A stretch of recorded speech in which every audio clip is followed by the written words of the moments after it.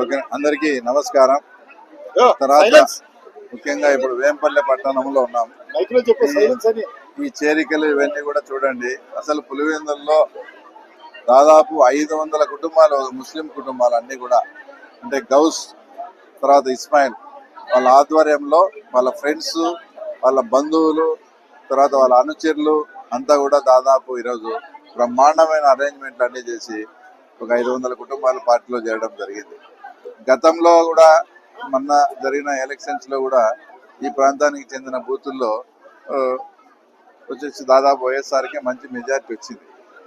ఈ స్థానిక సంస్థలు, ఈ తర్వాత పంచాయతీ ఎన్నికలు ఇవన్నీ వీటిలో దృష్టిలో పెట్టుకుని ఇందులో భాగంగా అందరినీ, అంటే ఎవరైతే బలంగా ఉండి అటువైపు ఉండి వాళ్ళు మంచి వాళ్ళను మా వాళ్ళంతా కన్సల్ట్ కావడం, వాళ్ళంతా కూడా పార్టీలోకి చేరడం ఈరోజు ఇంత పెద్ద ఎత్తున ఇంత మంచి వాతావరణంలో జరిగింది. తర్వాత ఇక్కడ ఎవరైతే వాళ్ళు చేరారో ఆ సందుల్లో కొన్ని చిన్న చిన్న డ్రైనేజ్ ప్రాబ్లమ్స్ అవన్నీ కూడా ఉన్నాయి. అవన్నీ కూడా మా దృష్టికి తీసుకొచ్చారు. తప్పకుండా అవన్నీ చేస్తాం.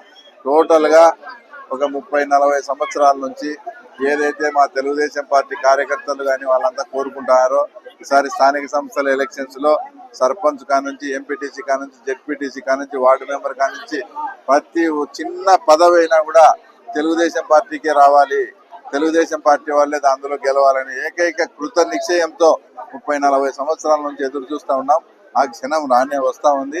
తప్పకుండా మా కార్యకర్తలను అందరినీ కూడా వాళ్ళు ఏ పదవి వాళ్ళ అర్హతను బట్టి కోరుకుంటారో ఆ పదవిలో గెలిపించేందుకు మేము మా టీం సాయశక్తిలో ప్రయత్నించి ఇందులో 100% 100% సక్సెస్ కాబోతున్నాం.